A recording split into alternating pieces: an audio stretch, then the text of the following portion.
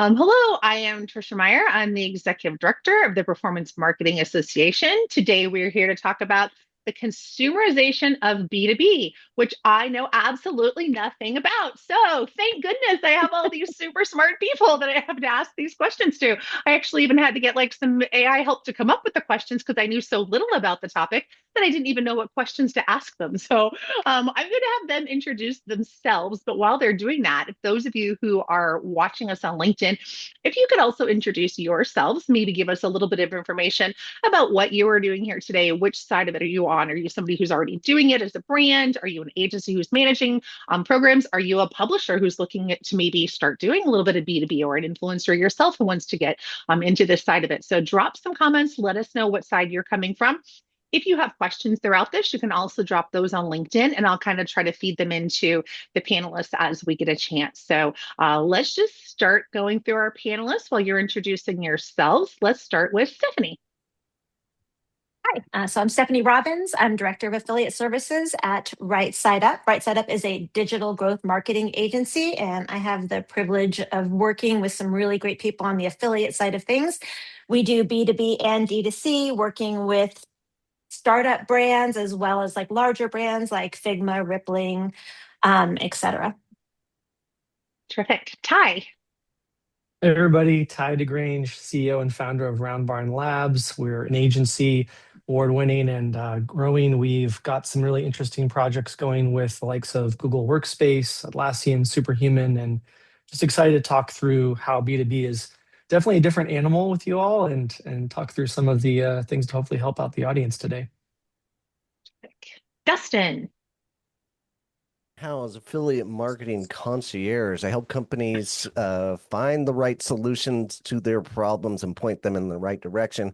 I do not like doing work, so I give the work to my friends, and they kick me back some referral commissions, and I'm making a living doing it and living the dream. Nice. There you go. Love it. Stacy. Yeah, I'm Stacy Carlson. I work for Automattic. So we have several brands under our umbrella, WordPress.com, WooCommerce, Tumblr, Pocket Casts, and I am the director of affiliate and influencer program. Thank you so much. And thank you to Ty and Round Barn Labs for being the sponsor for this particular webinar. Without sponsorships from our PMA members, we would not be able to put on so much great free content for everybody out there in the industry. So thank you so much for that, Ty. So let's just kind of jump in from where I kind of feel is the start of this conversation, and talking about kind of B2B versus B2C. So how does the typical B2B sales funnel or customer journey, however you want to say that, compared to that of the typical B2C? Dustin. All right. Well, no two affiliate programs are the same out there, and no two SaaS products are the same. You've got low cost products, and you've got high cost products, but in general, the sales cycle is going to be much longer in general with B2B and SaaS products out there. There's just so many more people involved in this kind of decision. You have to have an organization that's going to use this tool and be able to like it and be able to be articulate in it. And it's not direct response. You're not going to make split-second decisions and get these kind of, unless it's a dollar amount under $50, you're not going to get them on that first click coming in and buying. So that sales cycle is much longer, and you have to treat this as a top of the funnel kind of attribution understanding in this B2B model. So the influencers out there are super beneficial to these brands, and they're not getting enough credit in my mind out there. And the folks at the bottom of the funnel that traditionally in retail, there's not so much of those players out there, so that customer journey is just going to be a little bit different. There's going to be more touch points than you will in retail. And the affiliates and the influencers out there are kind of getting under attributed, in my opinion. I don't know how you guys feel about that. I would, agree. I think, creators, top of funnel. I think, when we say top of funnel, mid funnel, lower funnel, I think that all exists within the B2B space. It just looks different, right? So we're looking at like maybe somebody's having the initial where they're like starting to evaluate, and then they're kind of like mid funnel where they're doing like comparison, and then they're looking for that one last push maybe from a thought leader. So the funnel looks different. And then just as you mentioned earlier too, it's different types of B2B. So it's like, I think a lot of people think like, oh, B2B is all CPL, MQLs and SQLs, but it's also prosumer, which acts more like a self-service. So I think it's really just understanding the ICP. And then the rest is kind of just what we know in affiliate marketing, relationship and human behavior. I think it's really fascinating that it's a lot of think of the consumer side of it, there's transactions that can happen within minutes, right? And you've got some of that can go into a few weeks. Obviously, there's examples where you do see an overlap in the duration of time. If you're talking about something in consumer, which is much longer, like an automobile or something along that, something health and wellness related. So there's some really interesting overlap between the worlds of B2B and consumer that I think we would all agree on. Yep. I think it's fascinating that the data we're seeing is that on average you're looking at about a 2+ month decision cycle on a affiliate for B2B SaaS type businesses, and then you see the attribution windows sort of open up to warrant and support that, right? A lot of brands, whether it's HubSpot or others, or I see a lot of 60, 180 day attribution windows, which is tracking piece we'll get to later, but it is a very different piece. But it's also fascinating to see. In our view, there's a lot more research required, as Dustin alluded to. There's a lot more decision makers, and so of course, this AI wave that we've talked about, and it's way more, I think, involved in that process and a way more a factor because I think it's something that's very important to consider.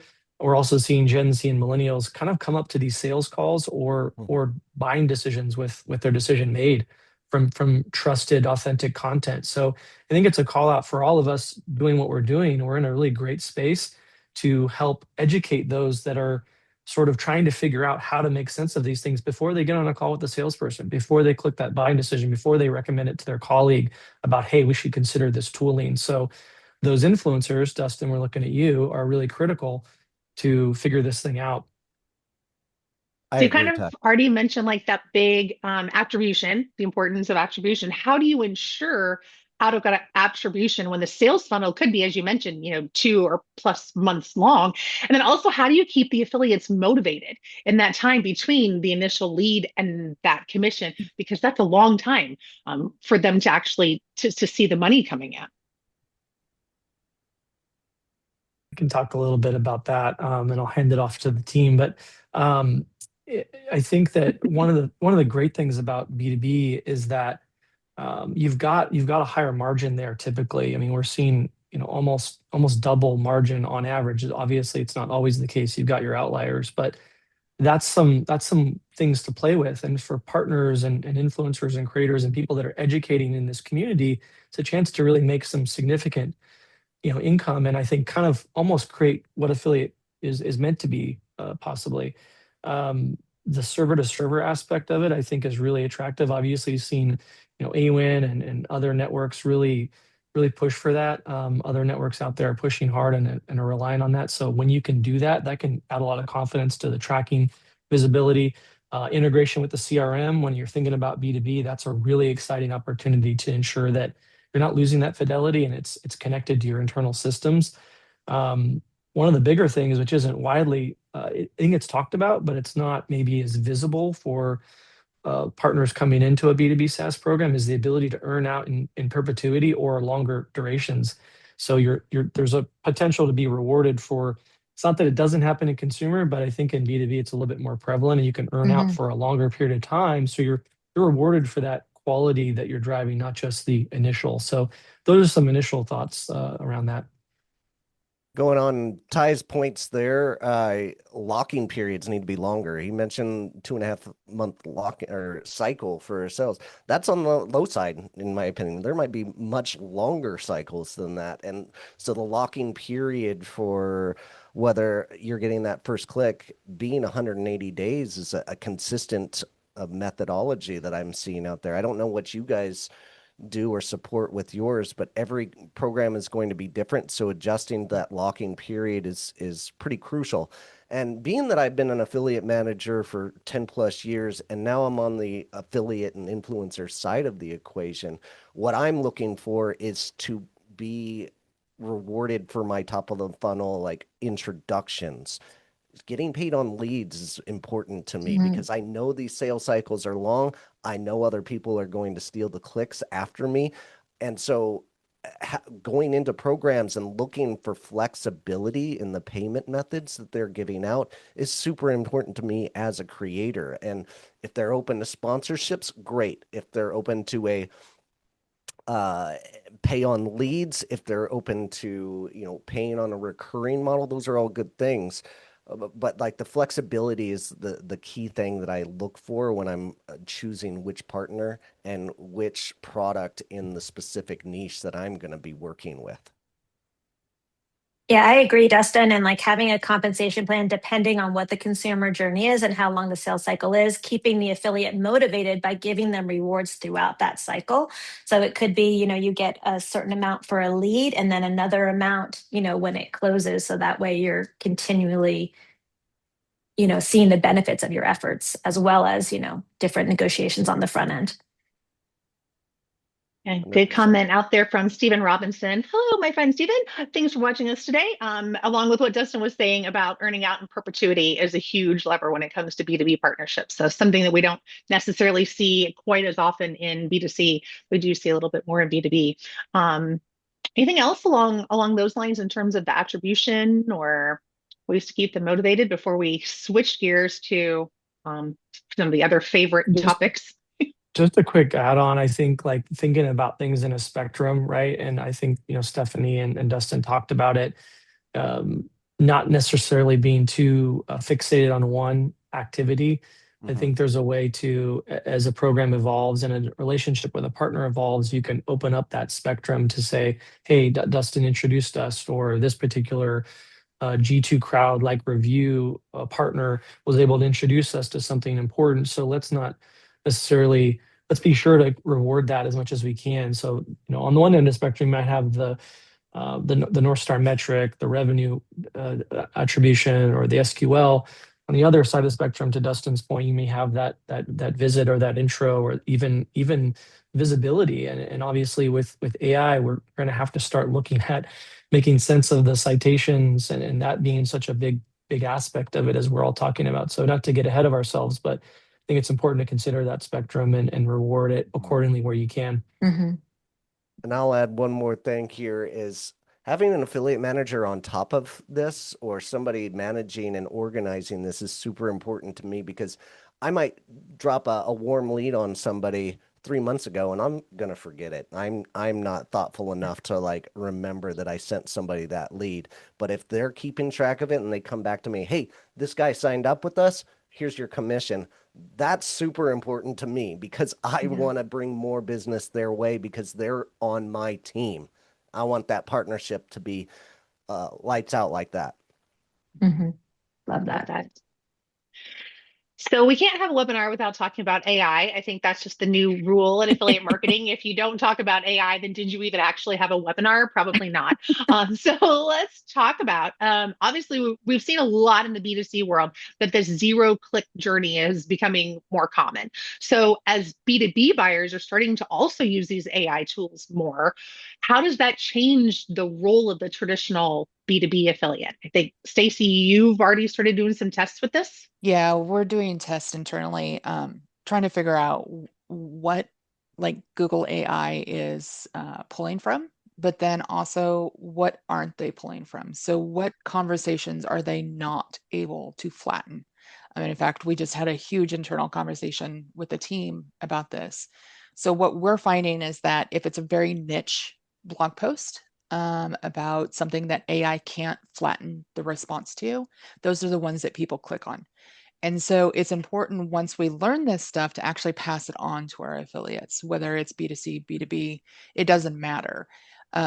We're trying to figure out what the AI is doing so that our affiliates can work against it. Because, I mean, ultimately, I love AI, but I also hate it. a lot, especially in my industry, because we are hearing from, I work in WordPress.com, our people are the ones that make the websites.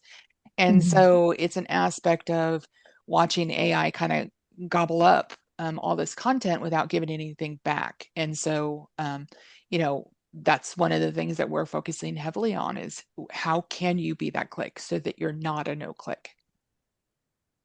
I think in some ways it's a nice progression to, we've talked about it for so long, how last click is really limiting, right, in the consumer world. And so I think as challenging as it is to navigate this AI wave that we're seeing, I think it's an exciting opportunity to perhaps, force the discussion a little bit to think about, how do we move into more of a visibility, impression, exposure related view. Yeah. When we had a great conversation, Tricia, around the MMM and measurement world, there's a little bit of related theme here, right? Because so much of those models to actually look at affiliate appropriately requires some degree of, exposure to measure affiliate, measure AI effectively, like Stacy was talking about. You got to have some degree of understanding of exposure, knowing that you're not going to get all of that click attribution. How many paid placement tests have we run where we need to have some sense of maybe going beyond click? So more to come from us on going beyond click. It's something that we think about a lot. And I think that even something like lighter MMMs, it's something we've talked about a lot and predicted, been even able to do more of that for lesser volume, lesser spend as the MMM technology improves. I think it's really important to have some testing methodology and framework to look just beyond one channel and certainly one click stream.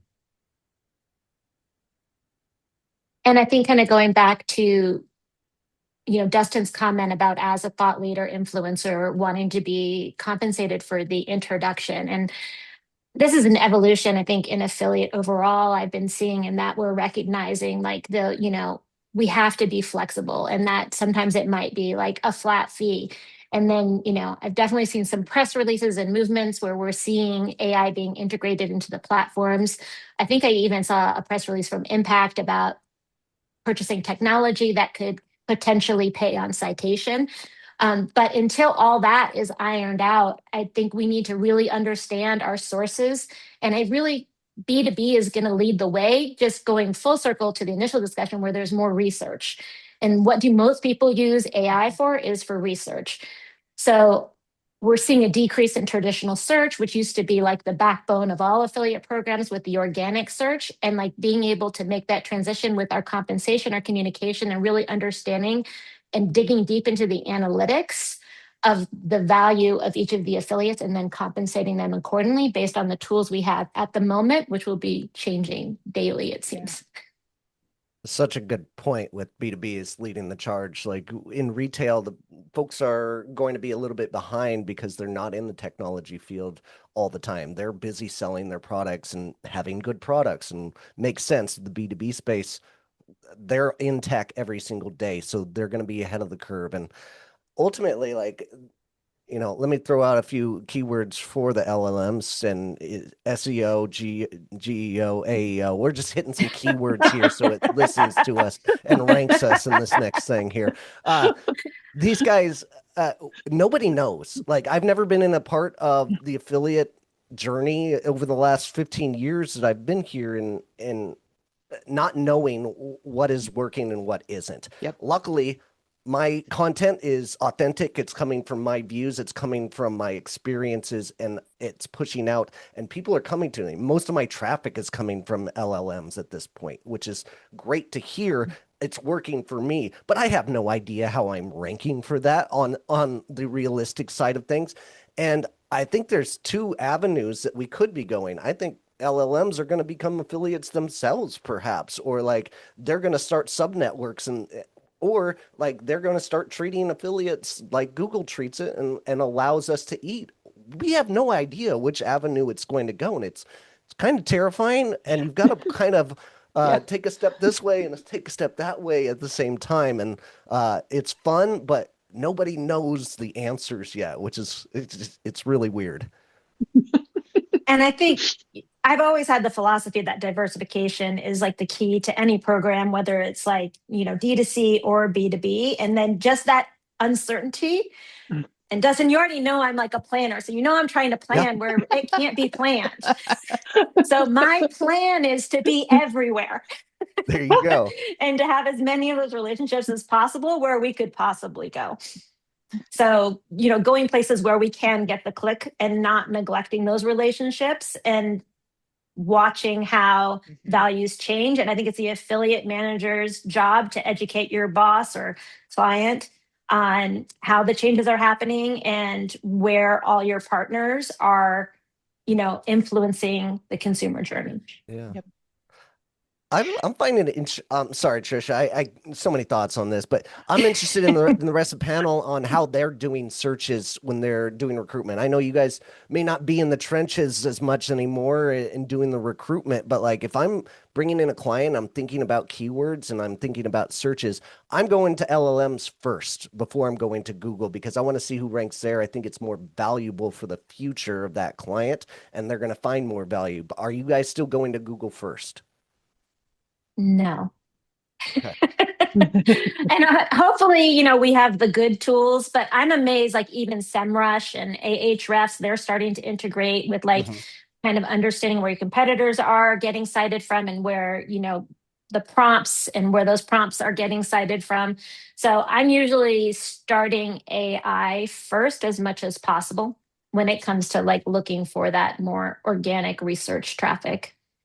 Yeah, for us, it's a mix of, we've built some tooling and systems internally. We are definitely deferring to AI, especially especially myself, as we've talked about it from the poll that Stephanie called out. It's I think that it's very. I reflected back on that poll saying, "Hey, what's your usage?" And it's like, it's clearly a bias towards usage more than less in my mission of the lower than 25% usage and all, maybe not all your decisions, but certainly recruitment decisions, certainly competitor decisions, and where does a particular SaaS brand fit into this, given that's where so many people are looking. So I think it's becoming way more central to what we do, to answer your question, Dustin.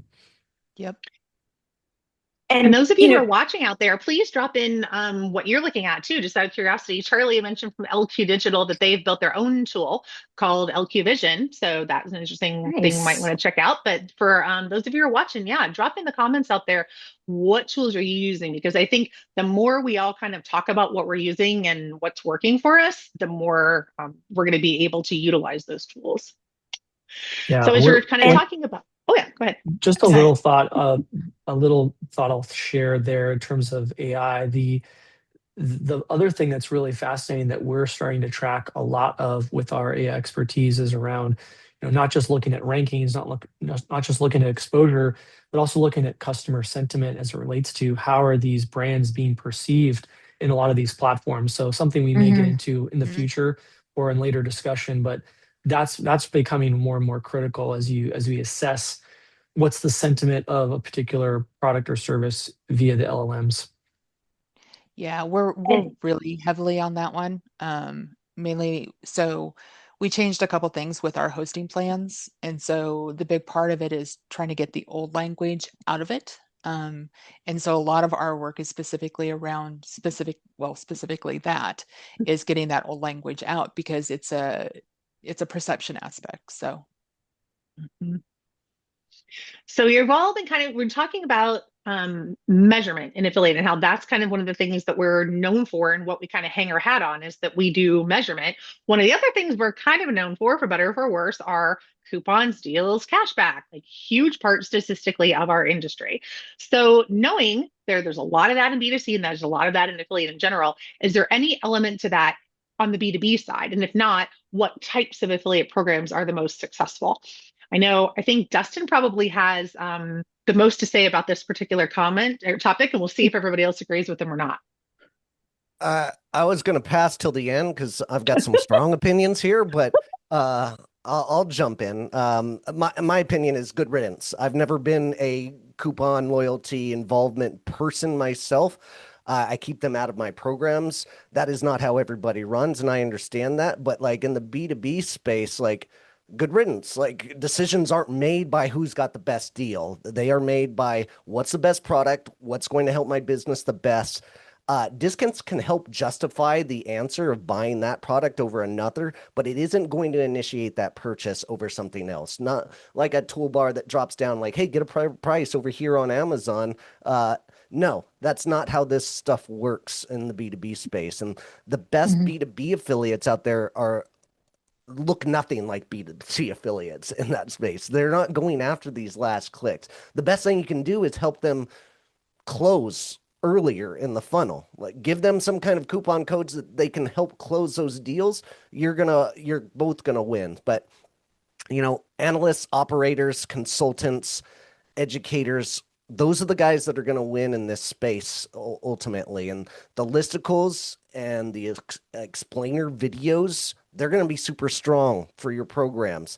You have to trust the reach is going to be there, and it's not going to be as big as coupon sites and loyalty sites and the content from traditional standpoints, but even a small audience can be really well respected, and that can be a much warmer lead and a much higher closing rate ultimately. And I think, I'll I think, jump. Yeah, go ahead. Go ahead. I'll jump into this one. So we deal with hosting. Hosting is super saturated. It's a race to the bottom as far as price, and developers are the ones who are actually making the decision, especially if it's a smaller company. So we work with a lot of startups. We have an entire other division that works on the enterprise level, and so for us, cost is an issue. And in fact, some of the research that we've done with our agencies that build out websites, they start with cheap and then they decide what the customer needs and then they move to a different plan. So, there's an aspect of we need coupons, and we supply them sparingly. We don't do cashback, we don't do loyalty at this time. But for our industry, it's almost required to have some type of coupon. Otherwise, we do get priced out of the market, especially when they go to a listicle and they see our competitor at $1.25 for hosting, and we're listed at $6 per month for hosting. So there's that aspect, and we have to have a fine line. But last year, our new head of affiliate marketing came in and removed all coupons, like everybody. And we went down to none, and we're working okay on that. And it's just an aspect of you have to find the middle ground and you have to figure out how you can provide coupons to the ones that are pushing the stuff that have the loudest voice in the decision making while not also supplying it to those who don't.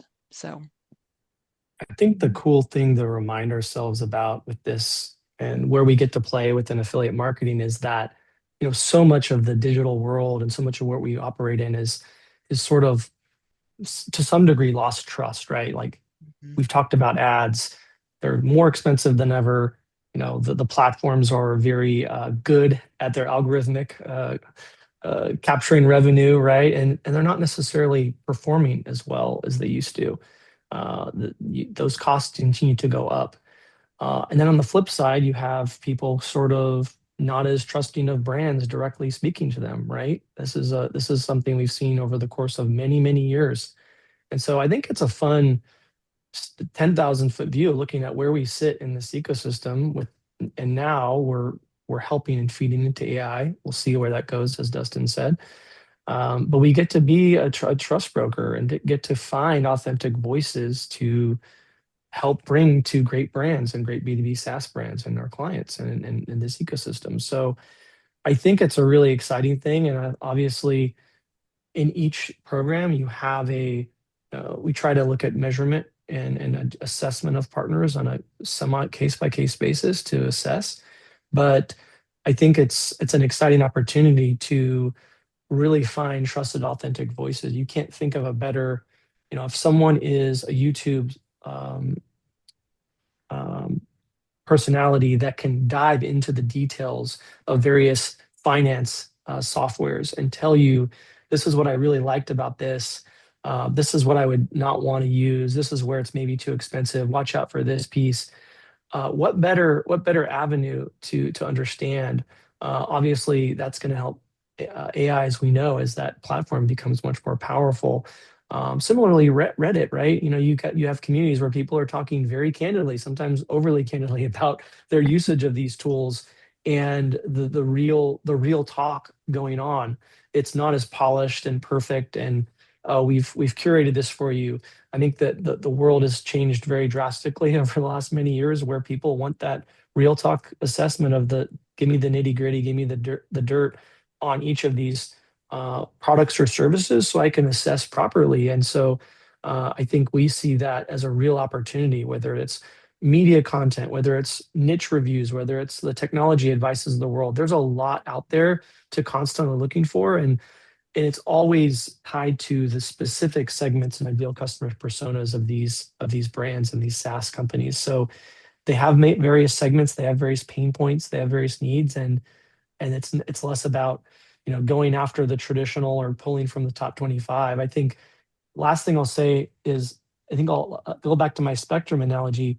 It's really easy to run a program that's perhaps pure consumer, pure coupon deal loyalty, right?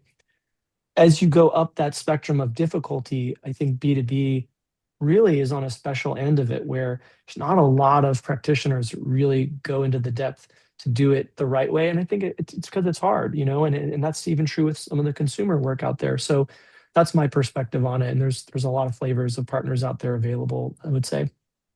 Call. So- I'll also add on to like Stacy mentioning uh the the upsell points of SaaS products, right? The loyalty and coupon doesn't matter. I think early on in SaaS and B2B products, it did. And I think it's evolved into like, we're much more involved in upselling people into our bigger sales. So let's get them in the door with this smaller price point, not necessarily a coupon, but like our lower level, and we can upgrade them at a later time. And products are so sticky in this space, especially in Mhm. the hosting realm. You're going to stay in the same host for 3 to 5 years Yeah. until your business scales to a certain point or you get fed up with something, right? And it's the same in this space because, and that's why they want those customers in the door. So the lower price points completely understand, but you can totally get away with not having the coupon space, and the B2B space really understands this and grasps that, Yeah. moving them in the funnel. Let's get them in the door first. Well, it's Yeah. even And more reason to give them, sorry, even more no, go reason to for give it. them things in long term, right? Reward them for those customers that stick around, Mhm. and they're not as rewarded for those that are one and done customers. I think it's a great way to Mhm. align the incentives. Yep. And so we moved all of our coupons so you can't, they're not visible. They're actually on the landing page only. So when a Mhm. person lands, there it's automatically applied. And this is one of our ways of making sure that we could do coupons where they didn't get scraped. Mhm. Mm. That was a big point of actually removing coupons, was because of this. And our affiliates appreciate it because it looks more genuine. Um, and our influencers, for the most part, they just say, "Hey, here's my landing page, go land on it," and they don't have to do the coupon. It's just an exclusive deal to them, and it really, for their landing page, it is an exclusive deal. And we've seen great results with this, especially like the leakage aspect of coupons. And that's a whole other webinar. We could talk for years about the coupons. But I mean, it's our way of embracing something that we have to do, where it's more in line with what we need it to do versus not. And what I love about when you had that discussion, there's so B2B is such a obviously massive category with many different pieces. And I think what makes what you're doing the best strategy is that you truly know your customer, your Hmm. client ICP. And I think that's the number one, is to really understand how they're making the decisions, because it's going to be different based on every category business. And like Absolutely. going full circle, like yours is more of like a self-service. That's so different than if we're looking to get a qualified lead for the Yep. salespeople. So, Yeah, we actually just ran so we redid our landing page for our affiliates, and it changed the conversion rate like exponentially higher. So paid media is like, oh, let's go ahead and try your page out, and it failed. And again, it goes back to that aspect. You have to understand, what is the intent of that Mhm. specific person coming through. For the Mhm. affiliate channel, this one worked great. For another channel, it is Right. not going to work great. So it's not a, one size fits all. Yeah. You can't replicate the audience of that No, influencer either. Like you no, can't just force No. it because it's no. working over here. And you can Yeah. collect that data though. Like it's a good step in the Yeah. right direction, right? Yep. Mhm. And that was the key point of the test, is like, let's just test it and see what happens. And, we now have more data. And yeah, so We just had a good question come in from the audience, so I'm going to read it to you, and then you'll kind of decide who wants to jump in here. Do you have any recommendations for how you're currently driving conversion volume? On the coupon side, we don't have any unique offers to promote, and we're unable to run loyalty incentives since that would effectively pay users for signing up for a free trial. We're also performing well within AI-driven placements and continuing to invest in ranking there, but we don't currently have visibility into performance tracking. Any insight into how others are navigating this would be helpful. I would start at the ICP level, depending on where they're at as a business, and think about, where are they at from an LTV CAC perspective. And this sort of reminds me of some of the mix and diversification things we've talked about. So Mhm. again, I think YouTube is getting better at the attribution piece than some of the other, from like the video world perspective. If you think about that use case I shared, that I think is really ideal for SaaS, but it would depend on specifically their business. I think YouTube's a really powerful opportunity, and I predict it to continue to do really well in the SaaS vertical. I would also say that I know it gets maybe mentioned a lot in our community, but um, connected TV is something I would look at, especially if this is applicable to their business model and their ICPs. But taking a very segmented ICP based approach, um, and really taking a look at where are they showing up with some of these other review and content sites. I think it's surprising where niche communities. Dustin alluded to this. If you really dive deep into those segments that they have, where are those niche communities showing up to get more traffic and volume and conversion? It's sometimes it's going to be tricky on the attribution side, but I would start there and probably want to ask a million more questions to better help, but hopefully that's sort of helpful. Yeah, I Thank think you. the customized solution is so crucial when it comes to B2B because, there's so many different behaviors and decision-making processes depending on your industry, your ICP, really understanding your ICP and how they make that decision, whether it's through surveys or, talking to existing clients will help you figure out where the volume is because it could be in very non-traditional, which Dustin alluded to earlier, is that some of our affiliate partners are consultants. Is it, do they talk to their tax guy? Who do they trust? Do they research in the AI, but do they talk to their consultant for the final decision, because that's where they're going to feel most secure about a large purchase or even a small purchase. So very difficult question to answer without knowing the details. 100%. It's something that worked for me back in the day with a couple of clients was you take a really good piece of content and you start uh, providing them with budget to drive paid traffic to it. I think that's a really good way to scale up. You are investing in that influencer or content creator, and you will be paying them more commissions, but you can negotiate, hey, maybe we even give them trademark rights on these things. Like we want that kind of content up at the top. We're going to pay you a lower rate, negotiate that's down on just this piece of content that's coming up and get your tracking attribution to make sure that you're verifying that it's coming from this and not that. But ultimately, like there's some opportunity there. And I've even started creating a content package where I build a listicle, put your brand up on top, and then I'm going to drive paid traffic to that listicle because it's not just saying that you're the best, this is the great review, this is a great product. I'm putting you above everybody else because I trust your brand, and people are going to trust me and my views because of that. Love that call. Definitely doing some testing with the boosting stuff. Yep. It's a great call out, Mhm. Dustin. Yeah, whitelisting UGC. So let's talk just kind of in general about kind of traditional B2B marketing and how we're doing things differently now with affiliate. Traditionally, we saw a lot of long corporate white papers that, these companies were always putting out these long downloadables, download our paper on this 15, 20 pages with statistics and data. And although we still have some of those, we're also seeing a lot more shorter form digestible content. How does that factor into affiliate? Yeah, for us, the B2B acts more like B2C because they're already educated on the software or the hosting.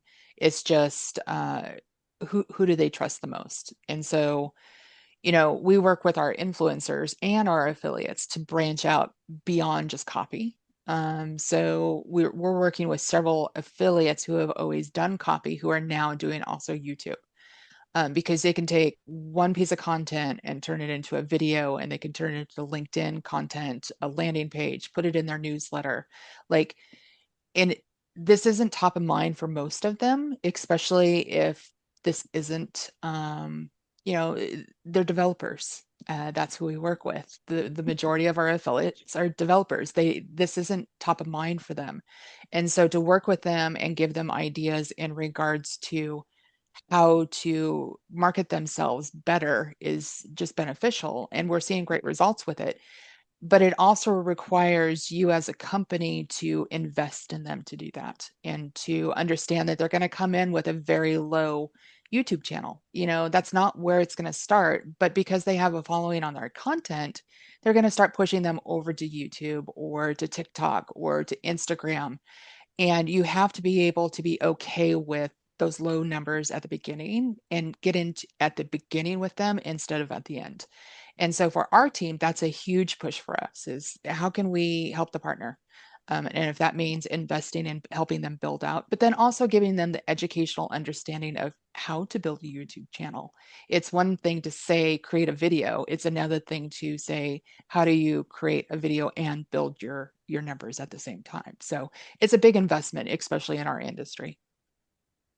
I love the idea of getting them what they need. I think that's something that um, is taken for granted in a lot of management and affiliate program management. If you think about, where things are shifting for B2B and where the consumption is happening. I mean, going back to what we talked about a little bit earlier, you've got, you know, Gen Z, you've got, millennial that are becoming heavily involved in the decisioning. They're, I want to say, over 70% decisioning, or in some cases, very high percentage of the final decision makers on some of these B2B SaaS products. So putting yourself in the shoes of those buyers and figuring out how are they going through that discovery process, what media they're consuming, what communities of interest are they living and breathing on? Is it Slack groups? Is it LinkedIn? I think the other interesting shift we're seeing is, so many just individuals and founders are really becoming helpful voices on LinkedIn,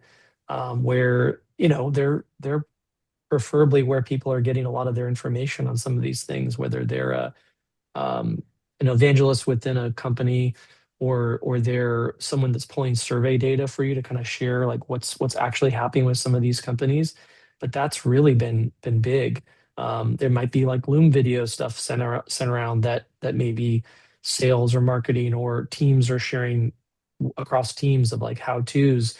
But a lot of the decision making is happening well on the front end. I think, niche newsletters is another example of finding information and learning about particular detailed categories of B2B or services or your industry, whether it's, finance or HR or even on offline world of software. So that's used for software. So I think there's a lot of ways to attack it in that way, and it certainly has evolved rather quickly. I think And it's since you about kind of mentioned it and not me, I'm just going to throw out there that we are having a webinar next month in the PMA that is called Reverse Mentoring. That's going to be all those Gen Zs that we get on there, and they're going to be talking about all of this stuff, how they consume the media, love where it. they find things, who they trust, all that kind of stuff. So, yeah, make sure that you're following the PMA page to sign up for that because that's going to be next month, and we're going to all learn a lot from all those young people. So I'm super excited That's about that. awesome. I Well, just we'll wanted to feel add very to, old. yeah, one of the One of the initiatives that our team did was we pushed through an initiative through our local, we call them WordCamps, WordPress. And so we pushed through an initiative where there's now a creator studio at every WordCamp. So it's a conference and it's a room, it's a private room set up for any influencer to sign up for. Doesn't matter who they are. And we have professional equipment Love set up that. with lighting and everything. And then because where are the people those influencers want to interview? They're at the conference. So Love they that. get to bring in all the guests and they get an hour and a half to do recordings. And it's just their content to do with after the conference. And we have had such positive feedback. We get nothing in return. Because that's not the point of it. It's how Right. can we help the partner? And I think that is the stance that I think that just drives a lot of affiliate managers. It's like, how can we help them? And this is just one more way that we have found to, because again, we're not having to put out white papers. We're having our influencers and our affiliates become the white papers instead. Love that. I I love love that, how and I think Dustin's it. eyes are lighting up over there. He's like, oh, Oh, I I like was lighting this. up because Stacy said we get nothing in return. I'm like, okay, Yes, you do. Stacy. You get Ding content. royalty. You're helping your influencers Yes. promoting. Get out of here with that. Like, I'm not gonna. I'm not. Fine. But it just makes me happy. Yes. It's So not a that's what I one-to-one get. I get return. happiness. Yes, Right. exactly. And It's it's not right. Yeah. And it's because you have the relationship with your partners that you know what they need. That's what I loved Exactly. about, like, it was out of the box because you can tell that you guys are talking to your partners. Like, if I gave somebody like Dustin a script as an asset, like, I would probably lose him as a partner. He'd be so offended. And it would Exactly. be like the Exactly. worst thing for my brand because I'm Yep. paying for all of Dustin, right? So, like, understanding who your partners are and what they need and then creating assets and tools that support them, and Yep. that's just such a great example. So props. Loose guidelines is the way to go with a Dustin. Very loose guidelines. With the Absolutely. Dustin, and you're Yes. your own category. Oh, I think it's with all of them. All of them. But I have some partners that want, very clear, structured assets, and I can provide that too, right? Not you, Dustin, I know, but they are out there. A little birdie told me Dustin's a top 10 WordPress affiliate next month. So we'll see how we go. Not getting back in that world. No. Yeah, Dustin's been here already. Yeah. So let's talk about these Stacy influencers and kicked creators him because out. I know one of the things that everybody always wants to know is how do I find them? Where do I find these gold gems, these unicorns? So where are you going? I mean, it's a lot different. You're not just looking to see what product maybe somebody uses like in the B2C world, like, oh, we say they do fashion, so they're a fashion influencer. Where are you finding the B2B influencers and creators that you're working with? I feel Share like some tea? I feel like a broken record, but it's understanding your ICP and who they're listening to, and then following that path to know, like, with your specific category, with your specific service, are they going to AI and YouTube and Instagram? Are they on TikTok? Like, we work with Eventbrite, that's a lot of times like a bar owner. That's not the same as, a large enterprise ICP. So I think it's knowing the ICP. And then there are tools out there like Passion Fruit is an influencer platform similar to like on the B2C side of like Aspire or Grin, but it's for B2B. So there are tools you don't have to like, and they'll tell you like, what brands they work with, what their audience resonates with, give you all of the metrics that might make you feel comfortable. And they also have like an amazing services as well. So if you're feeling like insecure, there are tools. It's not just, the Wild West on the B2B side. I think that's a great call out. I think there's another aspect of this that's really interesting because when you get into those, smaller niche communities where you might be, finance, HR, bar owner, like that gets pretty one-on-one, right? That becomes pretty relationship driven. So I think in some ways it could almost be, again, I don't know, I don't want to get too sentimental, but like the better, it's like what affiliate's meant to be in some ways. Like you may need to put on a sales hat. You may need to meet them at a conference. You may need to have a conversation with someone that has a platform of thousands of business formation opportunities that a brand can plug into. There's a real creativity and um, relationship based piece, because you may have all the tooling in the world and you may have all of the tracking and recruitment uh, AI in the world, but what's going to take that person to pick up the call at the end of the day? What's going to take them to take notice to know this isn't spam, or this isn't just, oh, affiliate, I don't understand that word. You may have to phrase it in a way that's different to them to understand that this isn't a scam. This is actually coming from reputable brand A, and we're here to facilitate and broker that conversation. We can be trusted. We've got this track record. Here's what we pay you. We want it to be in your voice, going back to the Dustin script piece. We're not going to just force you to say it in our terms. So I think that's a piece that people miss in the recruitment part. You've got to kind of bring the human element into it a little bit, especially when you get into these niche communities. Yeah. Dustin, you got something to add there? Oh, lots of it. I was going to let Stacy go first. No, go What a gentleman. for it, What a Dustin. gentleman. Go for it, Dustin. Asking Dustin if he has something to add. There you go. Oracle All question. right, Steph. Classic indicators. You have high domain authority sites and tons of followers. Those still hold value in the B2B space. But new to the table are those that are referenced on questions and LLMs, right?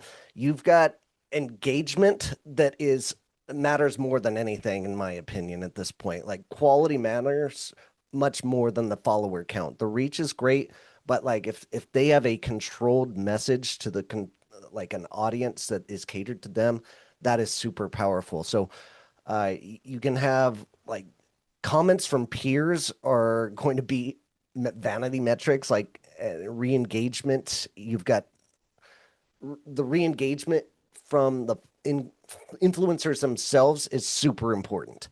And when you see that kind of re-engagement, you know that that's the kind of partner you want to be working with, because they care at that micro level. They're going to care once they scale. And I can't tell you how many influencers I've watched grow over the years that really cared at that micro level. And that's why they became superstars later on. So that trust shows up in consistency. Yep.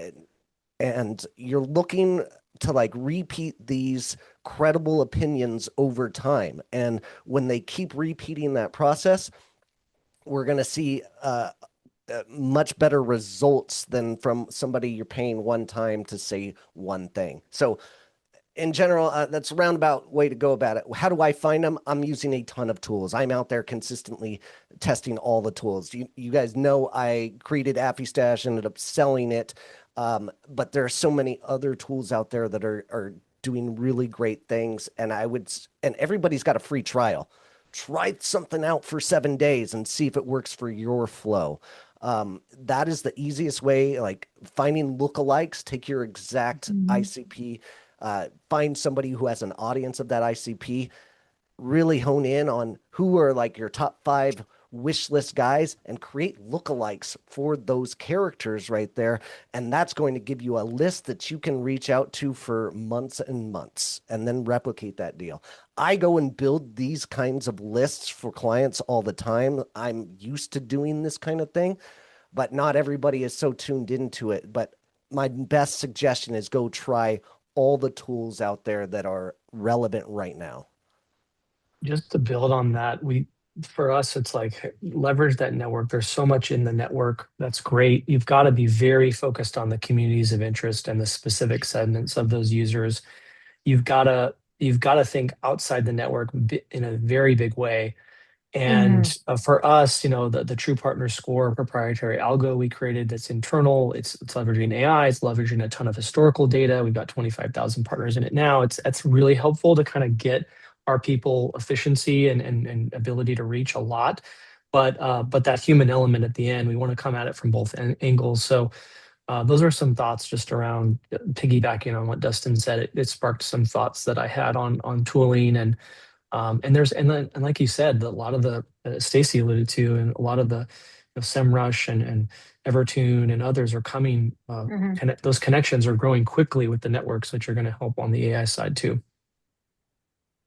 Another quick question, just in terms of, this is a big difference between B2B and B2C. How do you balance your strict needs for brand safety and compliance with, like Steph, as you mentioned before, wanting them to sound authentic, wanting them to be able to use their own voice? How do you balance those needs when you're talking about promoting a business? And I guess because when I've worked on the D2C side, I've worked a lot with high regulatory and compliance, like, telehealth and health and wellness. So I don't feel like it's so dramatically different because I'm going to share in a very concise way what the do's and the don'ts are. And very specific as far as like, don't use this word, use this word. You can say this, but you can't say this, and keep it as short as possible so that they can still be authentic, but like keep us safe from any issues with the FTC or anything like that. Fantastic. Any other thoughts on those, anyone? Right. Compilely is a super Nailed cool it. tool to check your Oh, I love compliance, compiler. by the way. It's I've just been testing it. Amazing. Go see Joe over there. Yeah, love Yeah, that. Shout out to great a PMA company. member. All right. Well, thank you all so much. Just want to give you each like a 30-second last, like, what is your final say when it comes to B2B for those people who are looking to do this, who are not really doing it yet, or just trying to dip their toes into it? What is your kind of biggest takeaway to let them know, like, this is where it is right now in affiliate? Ty. I think it's just back to what I shared. It's what affiliate is meant to be. I think there's so many different ways to attract the user. There's so many ways to build trust. The ad game is there, but it's expensive and it's not necessarily yielding what you could be doing. So it's something we love to do. It's a lot of fun. It's not easy. I think that's part of the challenge. We're here to continue to educate the community and educate the partners really well and educate the brands that we work with. And if we can give them a lot of good, powerful information, they can make a great decision. And I think that's at the heart of this. It's enabling the buyers to say, oh wow, I discovered this brand this way through Reddit and an amazing ad and a really interesting pod or a really niche newsletter. So it's pulling that all together, and we take a lot of joy in it, and it's not easy, but we're here for it. And thanks for making the time, all of you today. Stacy. Yeah, I'll just echo what Ty said. You can't become complacent because especially with AI right now, you have to be on top of it. And I know it sounds a little daunting. However, most affiliate managers that I know love this ever-changing world because it's all a technology play. I mean, and so, it's jump in, get excited because it is exciting. Stephanie.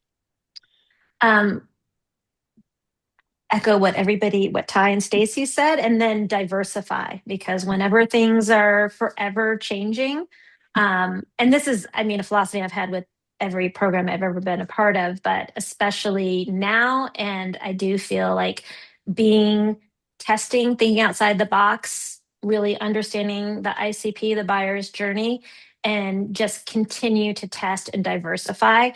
It may be zero click for a struggle for the research, but there's plenty. No client operates exactly the same, and you want to be every place where all your clients and potential clients are. Where Stephanie is, she's planning for all of it. Because I'm the planner. She shall be everywhere. Dustin, last word. All right. Diversification is a great word from Stephanie there. You need openers and closers in your program, and you need to be identifying what those partner personas look like. So my favorite thing to do, even if it's a brand new program or if it's a old program, go and evaluate your competitors, find your best 3 to 5, join their programs, go and look for the affiliates driving traffic to them, emulate what they're doing right, make it better what they're doing wrong, and really hone in on the partner personas that are going to make a difference for you and focus on them first. Put them at the top of your list. Do whatever you can until you get a hard no from them. Fantastic. Thank you all so much. Thank you for those of you who are watching today. And thank you, Ty and Round Barn Labs, for your sponsorship again. Hopefully, we'll see you all next month on Thank you. that reverse mentoring webinar that we're going to be doing. Cool. Thanks, Bye. everyone. Bye. Thank you.